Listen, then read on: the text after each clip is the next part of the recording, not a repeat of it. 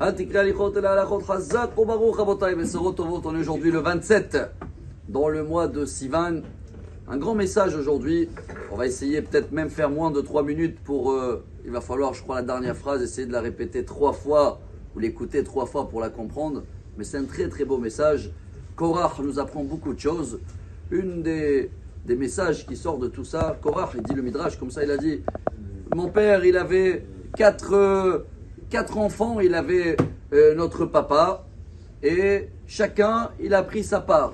Le premier c'est Amram, c'est le père de Moshe, il a donné à Moshe, Aaron, Cohen et Lévi. Après il y avait Itzhar, Itzhar c'est le père de Korach, et Korach était un des porteurs de l'arche. Après il y avait Hevron et Uziel, et Elitzaphan qui est le fils d'Uziel, il a reçu un poste que selon Korach était réservé pour lui. Donc dans le fond, qu'est-ce qui se cache? C'est, on appelle ça en hébreu, kiséologia. Pas idéologia, idéologie, la chaisologie. Des gens qui veulent avoir une chaise plus importante, plus proche. Et malheureusement, mon cher Rabbeinu, il avait dit une phrase comme ça avec 2 mots en hébreu. Amerat mikem, qui dit l'Hashem Eloké Israël. C'est quoi Amerat mikem? Vous avez déjà reçu beaucoup. Si vous calculez dans tous les tribus, la tribu qui était la plus petite, c'est la tribu de Lévi. Ils étaient à peine 22 000. Tous les autres tribus, 45 000, 50 000. Donc déjà, Dieu il choisit ceux-là qui sont moins nombreux. Alors déjà, Moshe, il dit à Korach, il lui répond dans son langage, pourquoi tu veux une autre chaise? Tu as eu un poste qui est très important.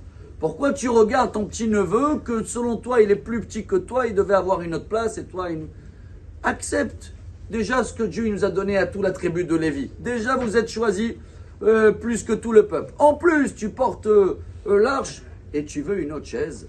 Et c'est cette phrase, chers amis, qu'on va essayer de la comprendre aujourd'hui. Elle est très connue parce qu'on dit Ezeo Hashir à sa mère Bechelko. C'est qui quelqu'un qui est riche, content de ce qu'il a. Et Hashir, on sait bien que c'est les initiales de Ainaim, Shinaim, Yadaim, Raglaim. Déjà, si tu vois que tu n'as rien, regarde, tu as des yeux, tu as des dents, tu as des pieds, tu as des mains. Et même des gens qui ont la moitié, des fois, ils arrivent à comprendre que c'est quoi la moitié de Hashir? Arash. C'est quoi Arash? Olam Shalem, c'est tout un monde. Mais la phrase qu'on va essayer de traduire aujourd'hui, c'est au nom de Rabbi David de Novardok. Était un des élèves de Rabbi Chaim de Vologine, des villes en lituanien, décédé en 1836. Et lui, il disait une phrase en hébreu, royale. Et voilà peut-être notre problème à nous, pas seulement le problème de Korach. Et ça va nous donner beaucoup de pureté dans notre vie, de propreté d'esprit. On est 27 aujourd'hui, c'est zach, c'est pur. Il disait comme ça en hébreu. Madou en la adam et ma shurotse, ki urotse et ma she'en lo. Im aya rotse et ma sheyesh lo, aya lo ma urotse. Je vais essayer de traduire en français. S'il va falloir l'écouter 3 fois de suite, je vous souhaite bonne chance.